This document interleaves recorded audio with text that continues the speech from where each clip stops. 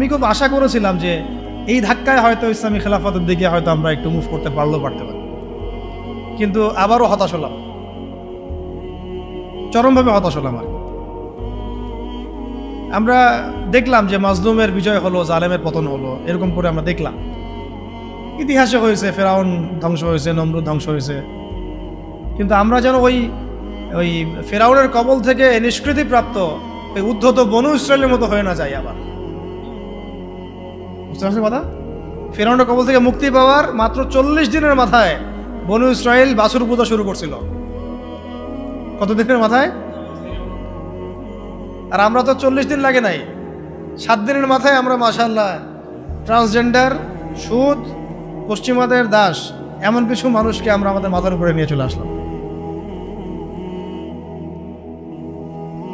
আল্লাহ আমাদেরকে বোঝার তৌফিক দান। এখন আমরা আশা করছিলাম যে এই মুভমেন্টগুলোর মধ্য দিয়ে হয়তোবা, যেহেতু এখানে ওলামায়ে কেরামরা সম্পৃক্ত ছিলেন, বড় বড় সংগঠনগুলো সক্রিয় অংশগ্রহণ করেছেন, কেউ বলেছেন, কেউ লিখেছেন ইত্যাদি, এবং ছাত্র জনতা সবাই আমভাবে ছিলেন, যে হয়তোবা তাদেরকে বোঝানো যাবে যে ইসলামিক বিষয়গুলো বাস্তবায়ন করা এটাই মুখ্যম সময়। কিন্তু আমরা আবারও হতাশ হলাম। আর জানি না ভবিষ্যতে কী হবে, তবে আমার আশঙ্কা যে খিলাফা স্টেট এভাবে বাস্তবায়িত হবে না।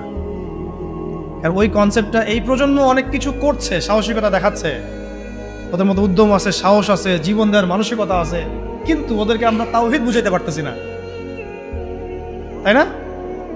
ওরা দেশপ্রেমে করতেছে, জালেমের বিরুদ্ধে দাঁড়াচ্ছে, জালেমের বিরুদ্ধে দাঁড়াই গেছে, তারা দেশপ্রেমের চেতনায় লালন করতেছে, অন্যায় সহ্য করতেছে না, সাহস দেখাচ্ছে, ওদের বুদ্ধি আছে, ওদের মাশাআল্লাহ ওদের ডেডিকেশন আছে, সব কিছু আছে। তাওহীদ বুঝাতে পারছি না আমরা যে এই কাজগুলো করতে হবে আল্লাহর জমিনে, আল্লাহর হুকুম কায়েমের জন্যে, আল্লাহর জমিনে গণতন্ত্র কায়েম করার জন্য না, আল্লাহর জমিনে এই তথাকথিত জাতীয়তাবাদ আর ধর্মনিরপেক্ষতা কায়েম করার জন্য না। এই ডেডিকেশনগুলোই দরকার আমাদের আল্লাহর জমিনে খিলাফা কায়েম করার জন্য।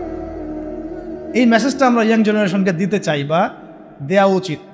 এইটার জন্য আমাদের সবার কথা বলা উচিত, কারণ আমার বিশ্বাস এদেরকে তারা হবে ইনশাআল্লাহ।